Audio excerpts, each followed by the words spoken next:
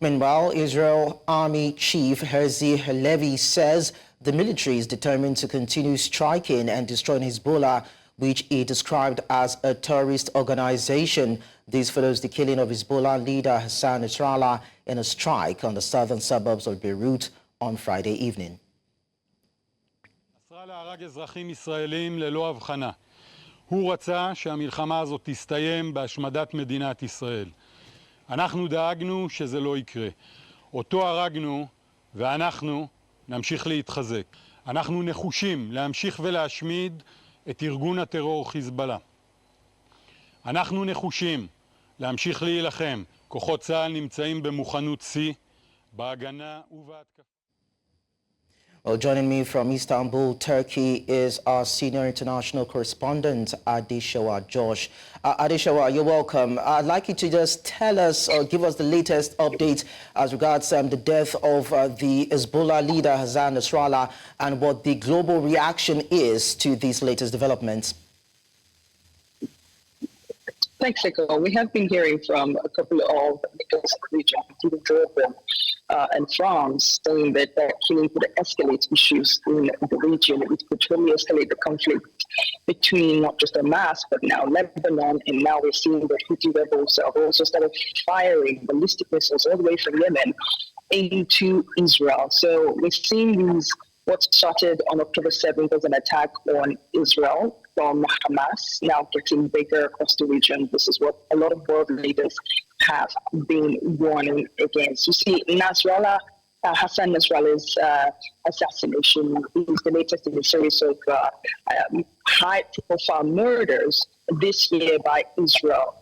Last month, we saw the assassination of Hamas leader Ismail Haniyeh in Tehran, the Iranian capital. And just a couple of days after that, we saw the killing of Fuad Shukr, senior commander of Hezbollah, who was killed in Lebanon. So Hassan Nasrallah's death is basically a huge blow, a humbling blow to the group which embodies a huge resistance, 3 decades-long resistance against Israel and everything Israel stands for. But history also shows us that the killing of the leaders of such groups like Hamas and Hezbollah, it does not necessarily does not mean that we're going to see those groups become weakened over time. What we're likely to see is a result, more recruitment, and also public sympathy for whatever it is the process of understanding.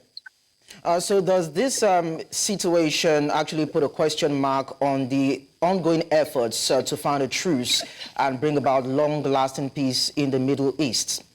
Or should we be looking at a further escalation of tensions in that area?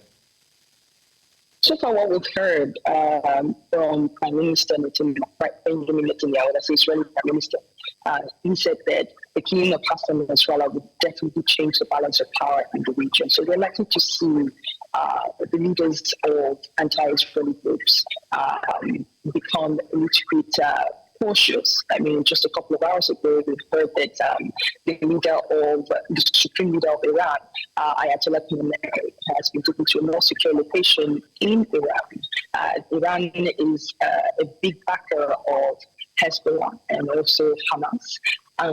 We're also going to likely see a coalition of resistance groups around the area, forming a united front against Israel. But this is a war that has been a long, long time in the making.